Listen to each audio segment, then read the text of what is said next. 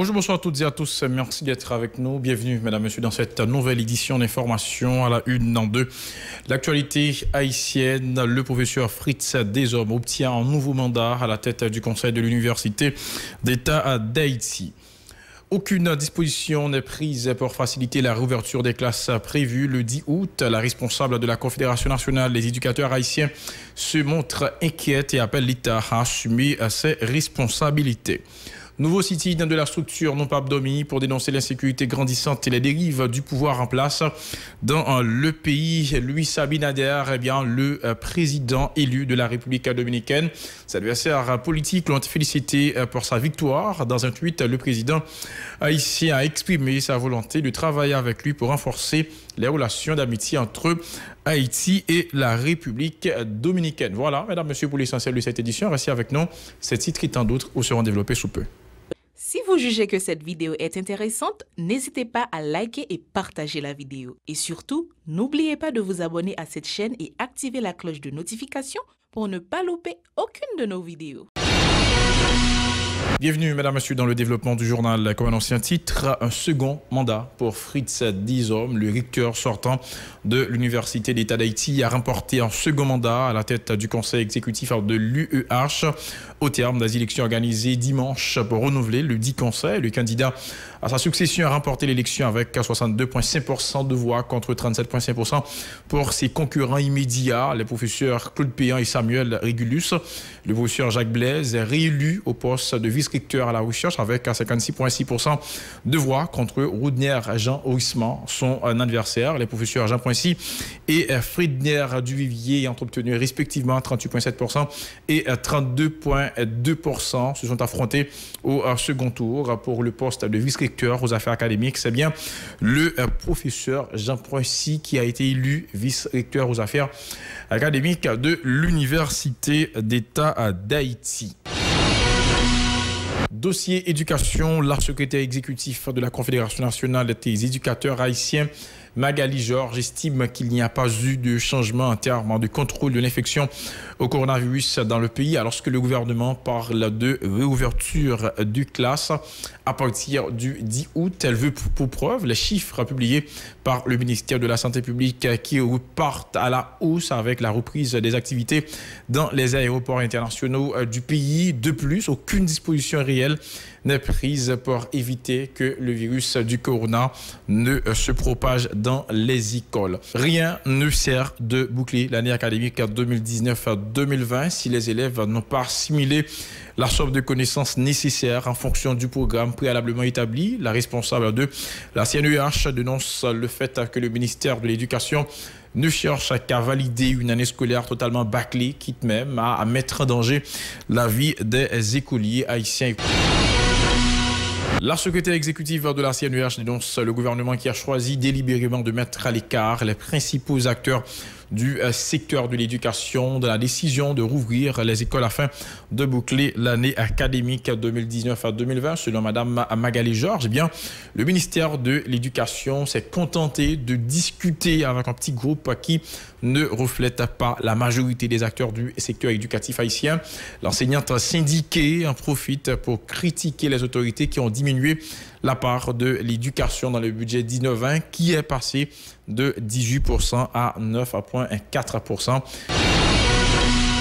La promotion 1990 des anciens élèves du Collège canado-haïtien a remis dimanche un chèque de $2000 américains au responsable de l'hôpital universitaire d'État d'Haïti dans l'objectif d'aider les malades à la COVID-19 prise en charge par l'HUEH. Jean-Claude Duval, représentant de la promotion, a profité de l'occasion pour sensibiliser les différentes couches de la société sur la nécessité pour tout un chacun de s'impliquer dans la bataille contre la pandémie. Jean-Claude Duval. Nous sommes ici présents, pour remettre au docteur Colimon de l'hôpital général, la HUEH, la directrice exécutive de la HUEH, un chèque pour pouvoir aider dans le cadre de la pandémie qui sévit dans le monde entier actuellement. Donc c'est une cotisation de tous, de tous les sujets de la promotion, de tous les élèves, de tous les camarades. Donc nous avons collecté cet argent-là nous avons réglé cet argent et maintenant, aujourd'hui, nous le remettons au docteur Colimon pour les suites nécessaires. Il va utiliser pour acheter le matériel nécessaire pour soigner les gens atteints du Covid-19. De son côté, la directrice exécutive de l'HUH, Jessie Colimon-Adrien, a remercié les anciens du collège Canado haïtien pour ce geste qui va permettre d'acheter des médicaments afin de soigner les malades. Jessie Colimon-Adrien. Je remercie vivement la promotion 90 du collège Canado haïtien de cette donation, de cette généreuse donation et de leur solidarité. Et je pense que au cours de cette pandémie secondaire au Covid-19, nous avons besoin de la solidarité de tous et particulièrement de nos camarades, de nos collègues et de nos concitoyens. Petit matériel, donc ça va aider grandement. C'est un geste très apprécié. Donc de tout cœur, un grand merci. Redynamiser l'économie de la République dominicaine, renforcer le système de santé pour offrir des soins de qualité à tous les Dominicains, entre autres engagements pris par le président élu Luis Abinader qui faisait son premier discours pour remercier le peuple dominicain pour avoir fait choix de lui comme nouveau chef d'État en vue d'obtenir le changement souhaité. Pour y arriver, on va devoir faire face aux menaces de toutes sortes avec courage et dans la vérité, a dit M. Abinader. Quelques minutes après la nouvelle de la victoire de Abinader, eh bien, ses adversaires sont intervenus pour le féliciter. Dans un tweet, le chef de l'État haïtien, Jovenel Moïse, a félicité Luis Abinader et exprimé sa volonté de travailler avec le président élu pour renforcer les relations d'amitié entre les deux peuples. La structure baptisée Non Pape Domi a organisé un nouveau sit-in devant le local du ministère de la Justice et de la Sécurité publique pour exiger le respect du droit à la vie de chaque citoyen haïtien. Les membres de Non Pape Domi en ont profité pour dénoncer les actes de banditisme qui sont en hausse dans le pays. Ces derniers jours, ils ont également dénoncé l'aggravation de la situation de misère dans le pays et l'indifférence des autorités de l'État. Ils sont au micro de Moïse Saint-Éloi et de David Mercius. Son sitting pour dire que Haïtiens veulent vivre dans le pays, Haïtiens doivent vivre dans le pays, et nous exiger pour pas nous conditions pour nous vivre dans le pays. Je dis son sitting contre l'insécurité, son sitting contre la vie chère, contre l'impunité, contre la corruption, contre la mauvaise gouvernance, contre les gens qui organisent le pays pour nous plus capables de pas mourir au lieu que nous vivons. Je dis Haïtiens pas vivre, Haïtiens font gens pour ne pas mourir. Et nous-mêmes nous disons, nous pas chaque jour nous lever dans la cabane. C'est condition à faire pour nous pas mourir, nous voulons là nous lever que c'est vivre que nous vivre. Donc, je dis à nous camper parce que ils ont organisé tout les gens pour payer bouche nous. Ils ont organisé tout les gens pour dire nous faire silence. Ils ont organisé nous tout les gens pour dire nous pas droit faire ça dans le pays. Mais nous disons en tant que citoyens qui fait dans le pays ça, qui vivent dans le pays ça, qui ont ambition de vivre dans le pays ça, pas de monde qui a fermé bouche nous, pas de monde qui a retiré droit légitime ça non mais. Nous réclamé droit pour nous vivre sous bout de terre. Droit pour nous sortir, nous connaissons qu'à rentrer. Droit pour son bagage arriver, nous que nous avons justice. Les pas normal pour nous dans le pays, pour nous pas vivre. Ok, non, rien va offrir nous. Et là, nos victimes, nous n'avons aucun côté pour nous aller. Nous juste pas décider d'arrêter la caille, nous tentons tout pas nous camper pour nous dire nous pas capables encore. Nous voulons vivre là, c'est pas seulement, on dit c'est pas une question de un discours politique, c'est un sous la vie, ça qui est plus cher, ça personne ne va acheter. Et nous, c'est lui qui est plus maltraité dans le pays, ça, qui se travaille, moun bagay pour faire, qui c'est l'hôpital qui bagay, qui c'est manger qui bagay, sans oublier, gens, moun a mouru dans le pays, ça. Peu importe la journée, des actes passés fait mat, dans la question orphelinat. Badelma, la ville, les fédérations gang qui gagnent capturer le monde. Mais face à ça, nous disons, nous pas de vague, nous voulons vivre, faut que nous vivions. Le directeur exécutif du Réseau national de défense des droits humains, RNDDH, Pierre Espérance, qui participait à ce sit-in organisé par Non Pape Domi, a qualifié d'inacceptables les assassinats perpétrés contre des citoyens de toutes conditions sociales dans le pays.